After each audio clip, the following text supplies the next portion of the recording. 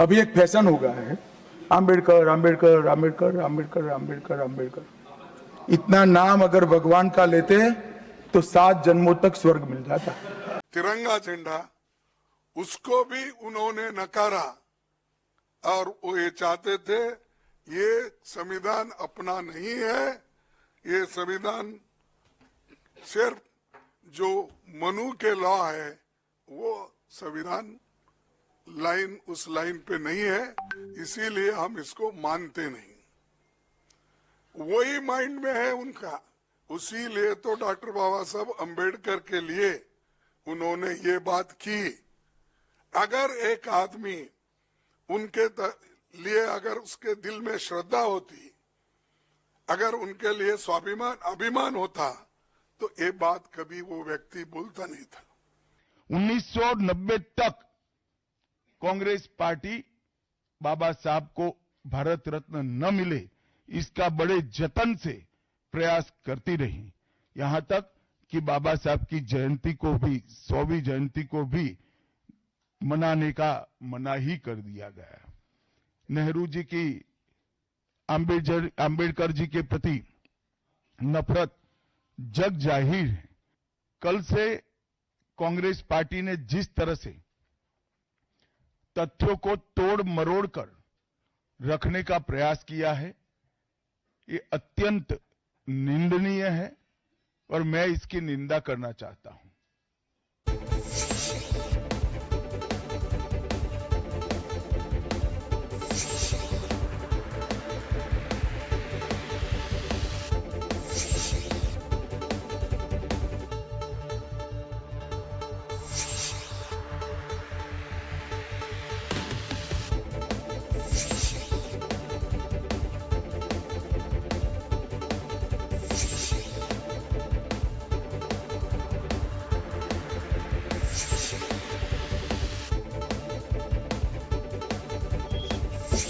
Pradeep eras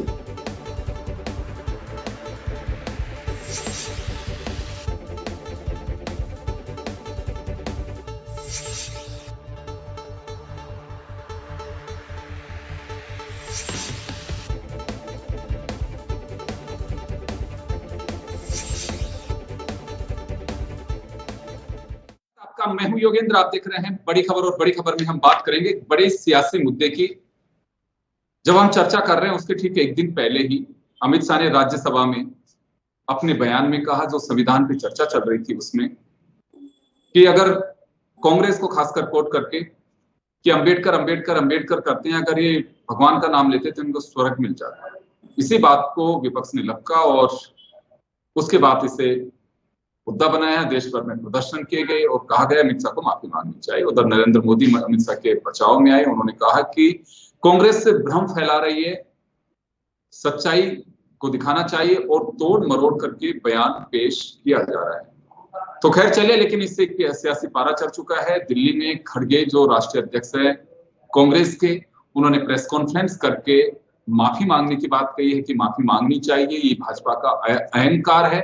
Amit Shah की टिप्पणी पर उद्धव ठाकरे ने कहा है, आम आदमी पार्टी ने भी अपना कमेंट पास किया है और इसी तरह से मायावती ने कहा है कि भाजपा और कांग्रेस राजनीतिक रोटियां सेक रहे हैं। तो चलिए हम स्क्रीन पर आपको दिखाएंगे किसने क्या कहा। आपने बयान भी सुना खड़गे, अमित शाह, और अमित शाह ने हाउस में क्या कहा था वो भी आपने सुना। तो हमारे साथ इस पूरे मुद्दे पर चर्चा करने के लिए BL बैरवा साहब, उपाध्यक्ष हैं अंबेडकर वेलफेयर सोसाइटी के। हमारे साथ में प्रमोद वशिष्ठ साहब दिल्ली से जुड़े हुए हैं, सीनियर जर्नलिस्ट हैं। राजीव जैन साहब हैं, वरिष्ठ पत्रकार, जयपुर से जुड़े हैं। मैं बैरवा साहब आपके पास में आना चाहूंगा, किस तरह से देखते हैं आप इस मुद्दे को? बीजेपी भी प्रेस कॉन्फ्रेंस करके कह रही है कि हमने जो सम्मान दिया, कांग्रेस ने कभी अंबेडकर साहब को नहीं किया, उनका अपमान किया, उन्हें हराने की कोशिश की। और कांग्रेस कहती है कि अमित शाह ने अंबेडकर जी को अपमानित किया, उन्हें माफी मांगनी चाहिए। ये सम्मान है या फिर सियासी पैंतरा? मेरा ऐसा मानना है कि बाबा साहब डॉक्टर भीमराव अंबेडकर को लेकर के राजनीति नहीं होनी चाहिए, और जिस तरह से उनके नाम को लेकर के राजनीतिकरण किया जा रहा है उसके हम सख्त खिलाफ हैं। दूसरा, जहां सम्मान की बात है, बाबा साहब के सम्मान को कहीं भी ठेस पहुंचेगी तो वो उसको हम लोग कभी भी बर्दाश्त नहीं करेंगे। लेकिन देखने की बात यह है कि जो राज्यसभा के अंदर किस परिप्रेक्ष्य में ये बात कही गई और उसको किस तरह से हम तोड़ मरोड़ करके या सामाजिक सौहार्द और यहाँ का जो माहौल है वो खराब नहीं हो, यह देखने की बात है। मतलब राजनीतिकरण इसका नहीं होना चाहिए। और जहाँ जी। सम्मान की बात करें तो मैं तो ऐसा महसूस करता हूँ, मैं कोई राजनीतिक आदमी नहीं हूँ, किसी पार्टी से जी। नहीं जुड़ा हुआ हूँ, जी। लेकिन 2016 में जब बाबा साहब की 125वीं जयंती मनाई जा रही थी, उस समय हमारे देश के प्रधानमंत्री नरेंद्र मोदी जी ने 125वीं जयंती व्यापक स्तर पर मना करके और पंच तीर्थ की स्थापना करी। महू के अंदर जो जन्मस्थली है वहां पर, और जहाँ शिक्षा ग्रहण की थी लंदन में, वहां पर जहाँ महापरिनिर्वाण भी हुआ था, उस वहाँ स्मारक बनाकर, और चैत्य भूमि के पास में जो हिंदू मिल थी उसको खरीद करके विस्तार करने की बात की।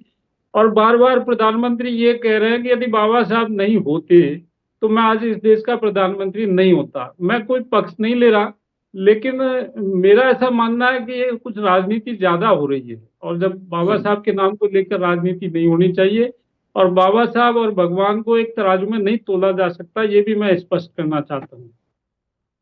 जी बैरवा साहब, बिल्कुल इसमें जी। कोई डाउट नहीं है, क्योंकि ये भी कहा गया है कि भारत रत्न नहीं दिया गया, जबकि कांग्रेस ने अपने ही नेताओं को भारत रत्न दे दिया, जीते जी, और अंबेडकर जी। साहब को भूल गए। दूसरा, यह भी कहा गया कि उनका अपमान किया गया है। आपने प्रधानमंत्री साहब की बात कर रहे हैं, लेकिन राजनीति कौन कर रहा है इसमें? दोनों मुझे तरफ तो से हो ऐसा रही है कि कांग्रेस कर रही है? मुझे तो ऐसा लगता है कि हम जैसे सामाजिक लोग हैं, उनके अलावा सब लोग राजनीति कर रहे हैं, लेकिन ये इसको राजनीतिक मुद्दा कभी बनाना नहीं चाहिए, ऐसा मेरा मानना है। क्योंकि बाबा जी। साहब के लिए, बाबा साहब ने सब लोगों के लिए किया, पूरी दुनिया के लिए किया, पूरे देश के लिए किया, देश के हर समाज के लिए किया, और आज उन्होंने जो संविधान हमें दिया उस पर चल करके देश मजबूती के साथ में खड़ा हुआ है, हम उन्नति कर रहे हैं, सम्मान का जीवन जी रहे हैं। और ऐसे व्यक्तित्व को यदि हम इस तरह से विवादों में घसीटे तो ठीक नहीं है। तो मैं तो कहता हूँ इन चीजों के विराम लगना चाहिए, कि जो बात राज्यसभा में कही गई उसके पूरे वीडियो को हमको देखना चाहिए कि किस जी, तरह से बात किस पैदा हुई, परिप्रेक्ष्य में क्यों कही गई है। चलिए मैं क्यों वापस आ रहा हूँ कही सर गई, आपके पास, वापस और फिर अब हम क्यों गुमराह हो रहे हैं। मैं वापस लौटता हूँ आपके पास में सर।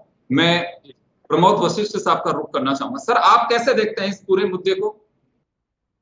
देखो योगेंद्र जी, इसमें कोई दो राय नहीं। डॉक्टर भीमराव अम्बेडकर जी का हमारे देश के निर्माण में, हमारे देश की संस्कृति में, हमारे देश के हर क्षेत्र में जो उनका योगदान रहा है, उनके संविधान का इसमें इतना बड़ा कद, वो तो एक अलग बात है। लेकिन मामला अब क्या है दूसरा, पॉलिटिकल रूप से अब इसका राजनीतिकरण की, जैसे अभ्यारवा साहब कह रहे थे, तो राजनीतिकरण तो हो गया क्योंकि राजनेता के मुंह से बात निकल चुकी। और अब जहां तक मेरा ये मानना है कि जो ये शब्द बोले गए, जिस तरह से संसद में किसी भी उसमें बोले गए, किसी भी परिप्रेक्ष्य में कि भाई इतनी बार नाम लेते ना, तो भारतीय जनता पार्टी, अमित शाह ने बहुत बड़ी मेरे हिसाब से चूक कर दी है, और ये मधुमक्खी के छत्ते में हाथ दे दिया। अब कांग्रेस इस हाथ को कितना फंसाए रखती है, कितना वो जल्दी निकाल लेते हैं, क्योंकि उन्होंने तुरंत कॉन्फ्रेंस करी है, तुरंत उन्होंने कॉन्फ्रेंस करके ये बात कही है कि कांग्रेस ने हराने का काम किया, भारत रत्न नहीं दिया, जगह जगह अपमान किया। चिराग पासवान भी उनके घटक दल हैं, जो भी उनके पक्ष में बयान देने में उतारू हो गई। मोदी जी ने 6 ट्वीट कर दिए, ये तुरंत तुरंत तुरंत। तो ये जो मुद्दा है, कोई छोटा मोटा इसको मुद्दा मत समझो। पिछली बार मैंने आपको एक बात कही थी कि जब एक लाइन खींच जाती है किसी मुद्दे की छोटी, तो उसको दबाने के लिए बड़ी लाइन खींची जाती है। 1 नेशन 1 इलेक्शन और ऐसे जो मुद्दे चल रहे हैं, उसके बाद में जो ये उन्होंने बोला है, और अमित शाह जैसे घुटे घुटाए नेता, इतने मतलब इंटरनेशनल आज अंतरराष्ट्रीय लीडरों में उनका नाम है अमित शाह का, उन्होंने इस बात को बोला है, तो कुछ न कुछ तो सर उसमें रहस्य होगा ही। नहीं, अमित शाह की जबान इतनी ज्यादा नहीं फिसल सकती, और एक इतने बड़े नेता के लिए, इतने बड़े देश के मतलब महापुरुष के लिए, नेता या महापुरुष के लिए ये जबान ऐसे मुझको फिसल नहीं सकती। इसमें क्या रीजन रहा, क्या कारण रहा, क्यों बोला? हाँ, मेरे दिमाग में जो मेरी व्यक्तिगत राजनीतिक चीज हो रही है कि हो सकता है कि भारतीय जनता पार्टी को 2 वोट कम मिलते हैं, मुस्लिम वोट और एससी वोट। कांग्रेस कहती है कि एससी वोट सारे हमारे ही हैं, मुस्लिम वोट। तो हो सकता है कि इसके पीछे कोई बड़ी रणनीति हो, इस चीज के पीछे। इसको बड़ी गहराई में इसमें जाना पड़ेगा। हम भाव में बहकर ये नहीं कह सकते कि भाई वो क्यों बोल गए, उसको देखना चाहिए। वो ऐसे कैसे बोल जाए सर? इतना बड़ा देश का गृह मंत्री, देश की सबसे बड़ी महापंचायत में बोलते नहीं, उनका ये कहना है कि उन्होंने मीडिया से भी रिक्वेस्ट की है कि पूरा वीडियो देखा जाना चाहिए कि इसका संदर्भ क्या था। जैसे बीएल बैरवा साहब भी अभी कह रहे हैं। मान ली संदर्भ मान ली कि आप बार बार अंबेडकर अंबेडकर अंबेडकर अंबेडकर अंबेडकर अंबेडकर अंबेडकर कहते जाओ, इतनी बार राम की कहते नीति आ जाए। इसमें क्या देखोगे आप वीडियो? आप इतने पुराने जर्नलिस्ट सर, उल्टे मतलब आपका देश में आज योगेंद्र जी का नाम है जर्नलिस्टों में, तो आप खुद देखो। ऐसा अंबेडकर अंबेडकर अंबेडकर अंबेडकर अंबेडकर अंबेडकर रामचंद्र जी का नाम लेते तो नीचे आ जाते। नोट करिए पॉइंट, मैं कोई बस वो नहीं ले रहा। इसमें कुछ न कुछ देखो, बड़ा रहस्य भी हो सकता है, और हो सकता है कि उनका मुंह से निकल गई हो। निकल भी नहीं सकती, इतनी चीजें एक बार निकल गई है ना। तुरंत मोदी जी के ट्वीट, तुरंत नड्डा जी भागे, चिराग पासवान, घटक दल। तो आपको ये लगता है कि ये बड़ी चूक हो गई बीजेपी के पार्ट पे? मेरे हिसाब से ऐसी चूक हुई है। अगर कांग्रेस सारे मुद्दे छोड़कर उस हाथ को जो मधुमक्खी के छत्ते में इनने फंसाया है और कांग्रेस उसको धकेलती रही, तो बहुत बड़ी चूक है। और कांग्रेस इसको बड़ा तगड़ा मुद्दा ऐसा बना सकती है कि पसीने आ जाएंगे दिल्ली। चलिए, मैं वापस आ रहा हूं सर, मैं वापस आ रहा हूं आपके पास में। मैं राजीव जी का रुख करना चाहूंगा। राजीव जी, अगर मुद्दा अंबेडकर जी से जुड़ा हुआ नहीं होता तो खड़गे प्रेस कॉन्फ्रेंस करते क्या, या फिर खड़गे का जवाब देने के लिए अमित शाह को आना पड़ता क्या? बीच में साथ में नड्डा भी बैठे हुए हैं। एक बात। दूसरा, आपको लगता है कि 2024 के पार्लियामेंट इलेक्शन के दरमियान एक बात कही गई कांग्रेस की ओर से कि संविधान बदल देंगे अगर इनको 400 सीट दे दी तो, और आरक्षण को खत्म कर देंगे? कहीं वो डर तो नहीं बीजेपी का भी कि ये भी भ्रम फैला सकते हैं कि किसी भी तरह का, क्योंकि बार बार इस बात को कोट कर रहे हैं अमित शाह कि संविधान और आरक्षण के खिलाफ है कांग्रेस। तो ये जैसे प्रमोद जी कह रहे हैं कि चूक हो गई इस मुद्दे पर, और चूक है तो विपक्ष ने इसको हथियार बना लिया। आप कैसे देखते हैं इसे? देखिए, मुद्दा तो अब गरमाएगा, कुछ समय ही गरमाएगा। राजनीति में जो कुछ मुद्दे उठ जाते हैं तात्कालिक रूप से, वो कुछ समय ही सियासी तौर पे कहीं ना कहीं भ्रम की स्थिति पैदा करते हैं। अब ये राजनीतिक दल उस जो भ्रम कह सकते हैं, जैसे भाजपा उस चीज को कह रही है कि ये कांग्रेस तथ्यों को तोड़ मरोड़ करके भ्रम फैला रही है, और भाजपा अब दूसरे रूप में अटैक कर रही है कि कांग्रेस तो सबसे बड़ी विरोधी है अम्बेडकर की। अब राजनीतिक तौर पे दोनों दल, दोनों पक्ष जो जिसको कह सकते हैं, वो जो उनका बयान आया उसको जो मुद्दा बनाया, और जो मुद्दा कांग्रेस बना रही है उसके काउंटर में जो भाजपा अपना मुद्दा चला रही है, तो वो किस रूप में जनता के बीच में जाता है। अब लोकसभा का या कोई बड़ा चुनाव तो अब आने वाले समय में है नहीं, 2-2.5 साल बाद उत्तर बिहार में है जी, दिल्ली बिहार, दिल्ली का चुनाव है, लेकिन बिहार का भी 1 साल बाद है। राजनीति में आप और हम सब देखते हैं मुद्दे कब तक रहते हैं। जो लोकसभा चुनाव में जो मुद्दा था कि संविधान बदल दिए, 400 सीटें इसलिए मांग रहे, संविधान बदल देंगे, आरक्षण खत्म कर देंगे, वही मुद्दा हरियाणा और महाराष्ट्र में जाके खत्म हो गया। हरियाणा में भी जो शेड्यूल कास्ट पॉपुलेशन है वो 23% है, महाराष्ट्र में भी सबसे ज्यादा है, वहां भी अम्बेडकर का और दलितों का बहुत बड़ा प्रभाव है, ऐसा नहीं है। लेकिन वो मुद्दा, संविधान की कॉपी कांग्रेस ने वहां भी दिखाई, हरियाणा में भी दिखाई, वो मुद्दा वहां नहीं चल पाया।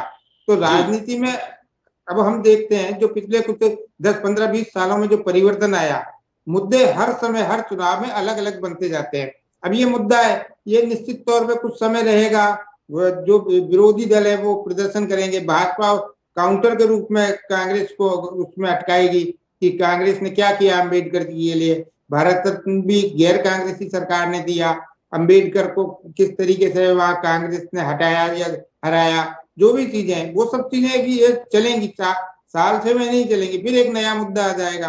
तो ये चुनावी राजनीति में कहीं आने वाले समय में, जो हम बड़े परिप्रेक्ष्य में देखें तो लोकसभा चुनाव जो 4 साल 5 साल बाद होने वाले हैं, तब स्थितियां क्या रहेंगी, क्या मुद्दा आएगा। लेकिन ये भी चलता रहेगा 2-3 1 महीने, जो भी चलता रहेगा, दोनों तरफ से काउंटर चलते रहेंगे। लेकिन जो मेन इशू है, हो सकता है भाजपा का या केंद्र सरकार का कुछ इस तरीके का हो कि कांग्रेस ने संसद को ठप रखा या हंगामा जो चीजें चलती रही, उन चीजों को लेके उनसे ध्यान भटकाने की स्थिति हो। तो ये राजनीतिक दल अपने अपने फायदे के लिए सब चीजें सोचते हैं। भ्रम कैसे फैलाया जाए। तो माना जा सकता है कि जैसे मायावती ने कहा है कि इस पे राजनीति नहीं की जानी चाहिए, बीजेपी और कांग्रेस दोनों ही इस पे राजनीतिक रोटियां सेक रही हैं। हाँ, ये राजनीतिक रोटियां ही सेक रहे हैं। बाकी दल जो क्षेत्रीय दल हैं, उनके अपने मुद्दे अलग होते हैं, उनकी अपनी राजनीति अलग होती है। तो आप कहीं ना कहीं देखना कि ये कांग्रेस एक उठा रही है। अब वो आम आदमी पार्टी ने भी इसको जोर शोर से उठाया। आम आदमी पार्टी का तो लाजमी है कि उनको 1-2 महीने बाद चुनाव में जाना है, तो वो अपनी तरफ उस वोट बैंक को किस तरीके से आकर्षित कर पाए भाजपा के विरोध में। वहां वो कांग्रेस का भी विरोध करेंगे या भाजपा का भी विरोध करेंगे। तो आम आदमी, एक बहुत से दल ऐसे हैं वो कांग्रेस को भी ये कहेंगे कि ये अम्बेडकर विरोधी पार्टी है, इसने अम्बेडकर जी के साथ न्याय नहीं किया, वो ही भाजपा कह रही है। तो कहीं ना कहीं ये गठमड सब चीजों में होगा। एक किसी इशू पे, मतलब देश की जनता इतनी समझदार है, वो एक इशू पे नहीं चलेगी, फिर कहीं ना कहीं दूसरा इशू आएगा। तो गर्माहट तो रहेगी, ये 1-2 महीने की गर्माहट रहेगी। योगेंद्र जी आप देखना ये कितना चलता है। तो ये माना जा सकता है कि एक बार के लिए तो ये माना जा सकता है कि इतनी जल्दी तो खत्म नहीं होगा ये मुद्दा, कुछ चलता रहेगा। बीच बीच में कभी भी जागृत हो सकता है, क्योंकि आपको ध्यान होगा बिहार इलेक्शन से पहले भागवत साहब ने बात कह दी थी कि आरक्षण की समीक्षा होनी चाहिए, जिसको बड़ा बवाल मचा था। उस समय नीतीश कुमार और लालू साथ में थे, तो बीजेपी के खिलाफत की थी इन्होंने और बीजेपी को सत्ता में आने नहीं दिया था। दोनों ने मिलकर के चुनाव लड़कर के सरकार बनाई थी। उसका एक बड़ी वजह बताई जाती है कि ये एक कारण रहा। अभी भी आपको लगता है कि एक चूक हुई है बीजेपी से? नहीं, चूक तो नहीं हुई। अब वो क्या है कि पूरा यदि संदर्भित पूरा भाषण देखें, कल मैंने भी काफी समय ये पूरा भाषण सुना था। एक फ्लो में स्लिप ऑफ टंग भी हो जाता है कि क्या ये अम्बेडकर ये करते रहते हैं कि राम का नाम भी ले लेते हैं, ये फायदा हो जाता है। लेकिन पूरा भाषण यदि वो चलेगा तो उसमें कई चीजें संदर्भित निकलेंगी। अभी राजनीति के जानकार, जो सामाजिक समीकरणों के जानकार जो लोग होते हैं, विशेषज्ञ होते हैं, वो इन सब चीजों को गहराई से अध्ययन करते हैं। वो कांग्रेस के मुद्दे को भी उस रूप में देखेंगे कि ये बेवजह जो मूल समस्याएं हैं उनसे ध्यान आकर्षित करने, ध्यान हटाने के लिए कहीं ना कहीं ये चलाया गया है। ये चाहे भाजपा की तरफ से चाहे कांग्रेस की तरफ से, दोनों राजनीतिक दल अपने फायदे के हिसाब से इस मुद्दे को आगे बढ़ाते रहेंगे। जी बैरवा साहब आपके पास जाना चाहूंगा मैं। आपको लगता है कि बहुत लंबा चल पाएगा, या फिर जिस वर्ग को, जो राजनीति का मतलब है, किसी को साधने की कोशिश की जा रही है, क्या लगता है आपको कि किसी पे इस मुद्दे का कोई प्रभाव पड़ पाएगा? मैं आपका ध्यान इस ओर आकर्षित करना चाहता हूं कि अब तक जितने भी मुद्दे देश में खड़े हुए हैं उनका राजनीतिकरण हुआ है, और राजनीतिकरण होने के बाद वो मुद्दे ही खत्म हो जाते हैं। यदि इनका राजनीतिकरण नहीं हो तो ये मुद्दे जिंदा रह सकते हैं और इनका स्थायी हल भी निकल सकता है। तो मेरा तो ऐसा मानना है कि ये मुद्दा भी एक राजनीतिकरण जो हो रहा है तो इसका भी असर वैसा ही होगा। अन्यथा मैं तो कह रहा हूँ कि जब ये संविधान दिवस घोषित हुआ और 2 दिन जब पार्लियामेंट के अंदर ज्वाइंट सेशन हुआ और इस बात पर पूरा चिंतन और मंथन हुआ कि बाबा साहब डॉक्टर भीमराव अंबेडकर का संविधान निर्माण में कितना योगदान था और बाबा साहब डॉक्टर भीमराव अंबेडकर का इस देश के निर्माण में कितना योगदान है, चाहे अर्थशास्त्र का क्षेत्र हो, चाहे सामाजिक क्षेत्र हो, चाहे राजनीतिक क्षेत्र हो, SC ST नहीं, सवर्ण लोगों के लिए, महिलाओं के लिए, सबके लिए बाबा साहब ने जो योगदान दिया वो अविस्मरणीय है। और इसको पूरे देश की सभी पॉलिटिकल पार्टियों ने माना है।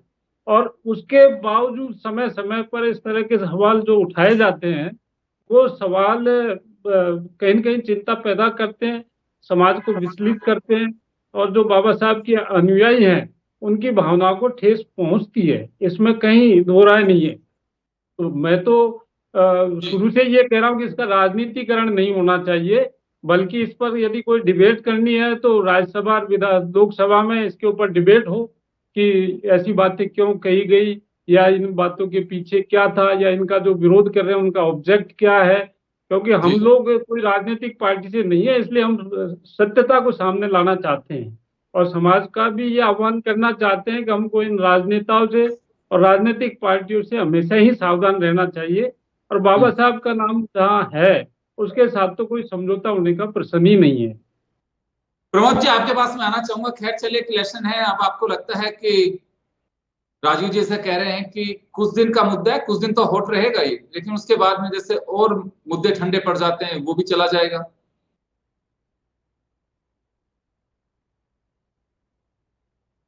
प्रमोद जी अनम्यूट करिए, म्यूट किया हुआ, आपके यहाँ से म्यूट किया हुआ है।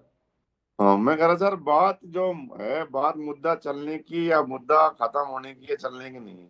बात ये है इसमें कि हमारे यहाँ क्या है, फोटो पूजा तो ज्यादा हो रही है, फोटो पूजा ज्यादा हो रही है। और जो गरीब और जो तबका, जब पूरे देश के अहम मुद्दे हैं, डल्लेवाल आज किसान नेता किसानों की मांग को लेकर पड़ा है, उधर कोई ध्यान कम हो रहा है।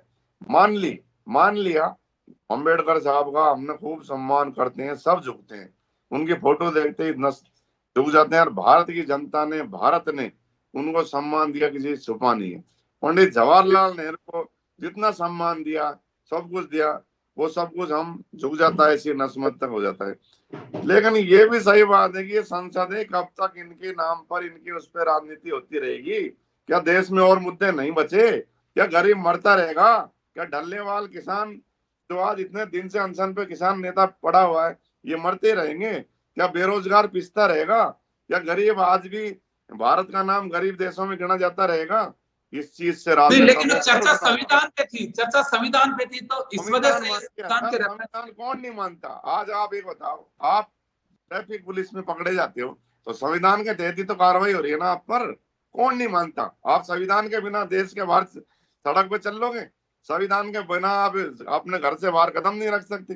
सब संविधान मानकर चलते हैं सर। गलत बात है ये बिल्कुल भी। अगर मान लो अब उनको वन नेशन वन इलेक्शन की बात हो रही है और 8 अमेंडमेंट उनको लाने हैं कि इसमें चेंज करने के लिए, तो ला रहे हो बदलने के लिए। इसमें जेपीसी में जा रहा है, प्रियंका गांधी का नाम भी उसमें दिया गया है जेपीसी में, वो चर्चा हो जाएगी, तो हमने तो चुन के भेज दिया।